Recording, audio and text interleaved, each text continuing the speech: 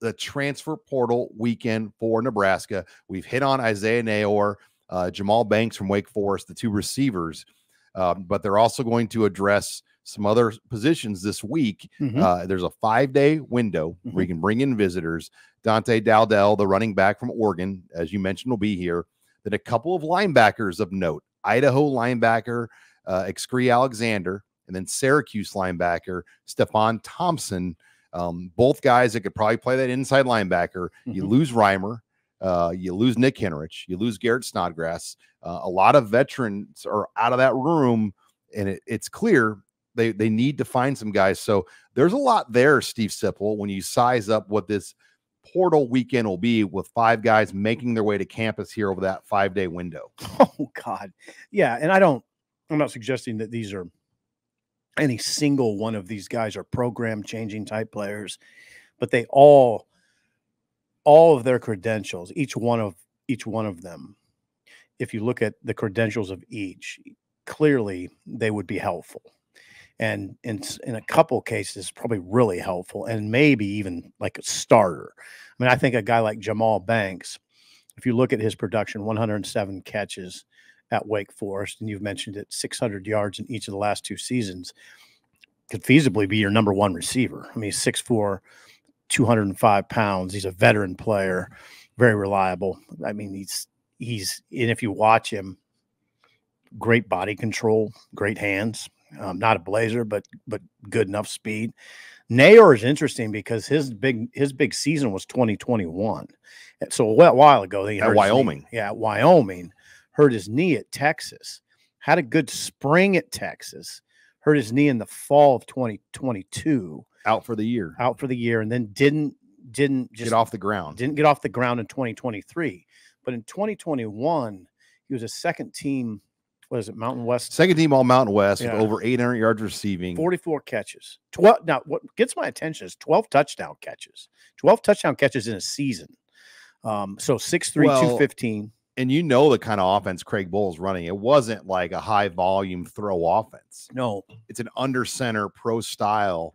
So to have that type of production and that system tells you he was a dude. Yeah, 12 touchdown catches in a season tells me that. I mean, that's who they're going to.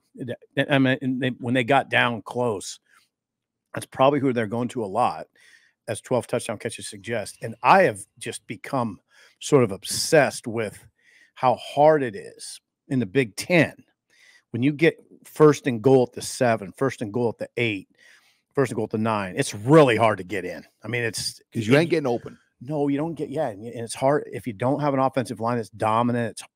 Even if you do have an offensive line that's dominant in the Big Ten, it's hard. And they're not going to just throw flags. I mean, there's a lot of grabbing and pulling. So what you need is those big tight ends, big receivers. They give you a great chance. If you can put a 6'3", a 6'4", Malachi Coleman, what's Malachi, 6'3"? 6'3"-ish. Yeah, you put 3 guys lined up like that, it gives you a chance. It gives you a better chance. Gives you a much better chance. Yeah, Nayor, when he went in the portal after Wyoming, he was the hottest receiver in the portal. I mean, it was Tennessee, USC, Florida, Mississippi, and then Texas. Yeah, these guys are critical. I mean, it's just I just don't think we can emphasize enough on this, how big this is getting these 5 guys in here. Well, and Dowdell, would give them, they didn't take a running back in the high school class. Right. Well, Dowdell has 3 to play 4, or 4 to play 3, excuse me. He played more than 4 games as a true freshman. At Oregon. So it's not like he's got a lot of mileage. No. The only reason he's leaving Oregon is the top 2 running backs who went for over 1,800 yards at Oregon are both coming back. Well, no, Irving's gone. I mean, he went to the pros, but your point's taken. They're loaded still at the top. One of their guys went to the NFL, but I looked at their stats and their depth chart. Yeah, he's down. He'd be 3rd probably. And he didn't get like a clear read, but he was one of the top high school running backs in the country 8th. A year ago. 8th in the country, ranked 8th, top 10 running back. Yeah, in Mississippi, which you're better at this stuff than I am, but that's good football, right? I mean, Mississippi. Oh yeah, I mean he was Mr. Football in Mississippi. 4-star guy, and I'm not saying he'll take over Nebraska's running back room, but I definitely could see a scenario where he and Gabe Ervin Jr. are the bell cows. And Ramirez kind of a 3rd down guy, maybe? Absolutely. And Ramirez capable of more than being a third. Now we get a lot of pushback on this. Why are we not saying Emmett Johnson's the guy? I mean, I just go back. He's the fourth guy. I go back to pre-injury. Those guys were ahead of him. Right. And if they all come back healthy, like you would, I mean, it's nothing against Emmett Johnson. Gabe Irvin started at Nebraska as a true freshman. He's the first true freshman in the history of the program to start a season opener. He started at Illinois in 2021 as a true frosh. Right. He started at Oklahoma that year. I mean, yeah, it's nothing against Emmett Johnson. These are veterans ahead of him. This is you mentioned Gabe Irvin. This is Ramir Johnson, who's a 24, 23 years old, who's a grown man now. I mean, and happens to have credentials. We've seen him against Michigan in a big game make a huge catch. We've seen him as a true freshman play and run Iowa. He ran well. And we've seen him in the fire. Now we've seen Emmett Johnson in the fire too. Emmett Johnson will be needed, but you can't.